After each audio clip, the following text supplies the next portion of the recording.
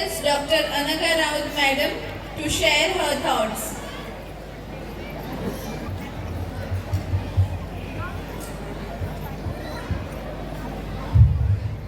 Good evening.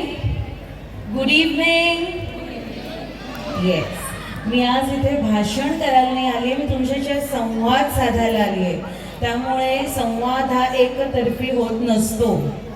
त्यामुळे जेव्हा जेव्हा मी काही विचारीन किंवा मी काही बोलीन त्याचा प्रतिसाद मला जर मिळाला तर मला आनंद वाटेल.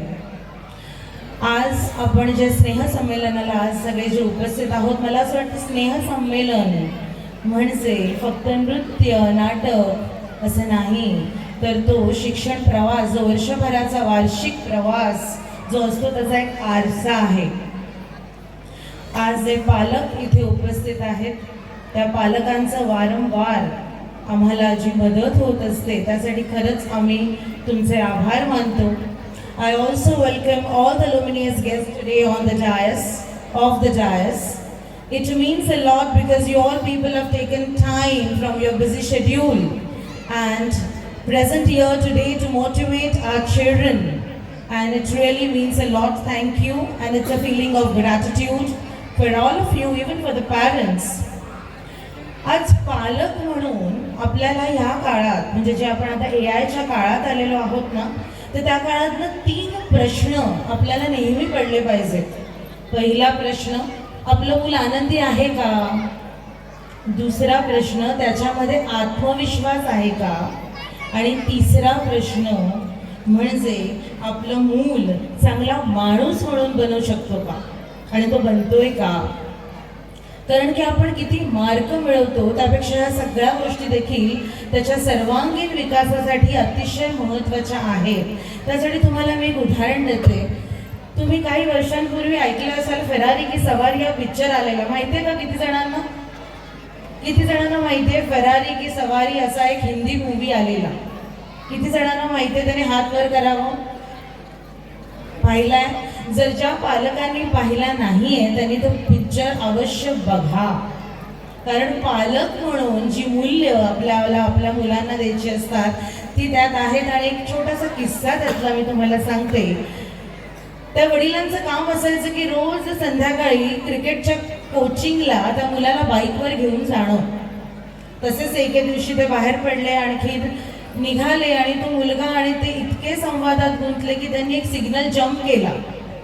सिग्नल जम्प केल्यानंतर त्या मुलाच्या लक्षात आलं आणि त्यांनी वडिलांना सांगितलं की आपण एक सिग्नल जम्प केलाय.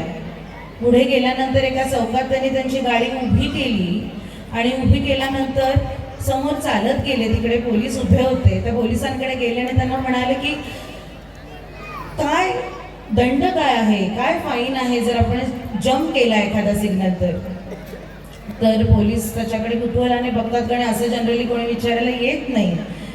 तर ते म्हणतात क्यों, किसने किया? तर त्याने म्हणाले मैंने किया. आपको किसी ने देखा? आपको किसी ने कुछ पूछा? तर ते म्हणाले हाँ देखा ना, मेरे बेटे ने देखा. म्हणजे काय की आज जो वो देखेगा वही तो करेगा.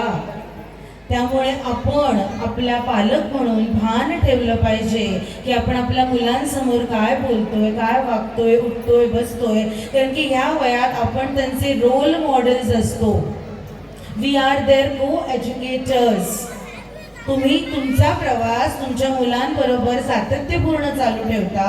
सो यू आर द को एज्युकेटर्स. आणि तुम्ही आणि आम्ही देखील स्पर्धक नाही, आपण को पार्टनर्स आहोत. आणि because we are co partners we have to work together. आणि ती मूल्य आणि आम्ही नेहमीच बघत असतो, तुमच्या हेडमिस्ट्रेस गीता विल्सन मॅडमकडून आम्हाला नेहमी कळतं की तुम्ही सातत्यपूर्ण शाळेसोबत राहत असता, शाळेच्या विकासासोबत राहत असता. एक दुसरं उदाहरण म्हणजे एका किनाऱ्याला अचानक समुद्रातून काही स्टारफिश जे तारामासा असतात ना ते धडकले आणि सगळे येऊन किनाऱ्यापाशी पडले. एक लहान मुलगा तिकडे खेळत होता. खेळताना त्याने पाहिलं आणि त्यांनी त्याच्या चिमुकल्या हाताने तो प्रयत्न करत होता की जितके मासे शक्य आहेत तेवढे घ्यायचे आणि त्या समुद्रामध्ये पुन्हा जाऊन टाकायचे. तिथून एक माणूस चालत जात होता किनाऱ्यापासून. तो त्या मुलाकडे आला आणि त्याला म्हणाला की अरे तू काय करू शकणार आहेस, किती फरक पडणार आहे तू हे सगळं करून. तर त्याचं उत्तर काय होतं, त्याच्या हातात एक मासा होता, स्टारफिश होता. तो म्हणाला, तो घेतला त्याने आणि तो समुद्रापाशी गेला आणि तो टाकण्यासाठी गेला आणि त्याने सांगितलं की पडतो ना, या एका माशाला तरी फरक पडतो. त्यामुळे आपण समाजाला काही बांधील आहोत, आपण समाजासाठी काही करायचं आहे. ही समाजाची बांधिलकी आपल्याला माहिती पाहिजे आणि ती असली पाहिजे. आणि त्याचं ज्वलंत उदाहरण म्हणजे स्वर्गीय प म राऊत सर. त्यांना लक्षात होतं की आज ज्या मातीत त्यांचा जन्म झाला त्या मातीला आपण काहीतरी देणं बनतो आणि म्हणून आज तो हा अट्टहास त्यांनी केला आणि इथे मातोश्री पार्वती राऊत विद्यालय स्थापन झालं, ज्याच्यामुळे आज आपण सगळे इथे उपस्थित आहोत. ही सामाजिक बांधिलकी. आणि मला असं वाटतं की शाळेला जर अजून क्वालिटी एज्युकेशन, आज मगाशी स्किल एज्युकेशन बद्दल बोललो आपण, इंग्लिश कम्युनिकेशन स्किल्स बद्दल बोललो, कारण की आपल्याला पर्यायच नाही आहे. English is a universal language. आपण कितीही म्हणालो की आपल्या मातृभूमीत आपल्याला शिकायचं आहे, तरी बाहेर गेल्यानंतर हा फरक पडतो. जेव्हा मुलं फेकली जातात या बाहेरच्या जगामध्ये, तिथे एकच गोष्टीची कमतरता भासते, दॅट इज तुम्हाला सगळं येत असलं तरी how to speak. It is very important. मग ही कम्युनिकेशन स्किल्स कशी वाढवू शकतो? स्किल एज्युकेशन मिळेल, बाहेर जाऊन आपण सगळं करू, सगळं ब्ला ब्ला ब्ला सगळं कबूल आहे मला. एक महापुरुषाने म्हटलेलं एक महत्त्वाचं वाक्य मला इथे आठवतं आणि मला तुम्ही सांगायचं की हे वाक्य कोणी म्हटलेलं आहे. जर तुमच्याकडे 2 नाणी असतील तर एका नाण्याचा उपयोग तुम्ही भाकरीसाठी करा आणि दुसऱ्या नाण्याचा उपयोग तुम्ही पुस्तकासाठी करा, कारण ती भाकरी तुम्हाला जगवेल आणि ते पुस्तक तुम्हाला कसं जगवायचं ते शिकवेल. सांगा बघू मला, हे वाक्य कोणी म्हटलंय? Any idea? Doctor Babasaheb Ambedkar यांनी हे वाक्य म्हटलेलं आहे. किती दूरदृष्टी होती. आणि हे वाक्य त्यांनी म्हटलं आहे. आणखीन खरंच या वाक्यासाठी आपण सुद्धा पालक म्हणून खूप सजग झालं पाहिजे, कारण की आपली मुलं वाचन ह्यापासून प्रचंड दुरावली आहेत. मुलं कशाला, आपण सुद्धा.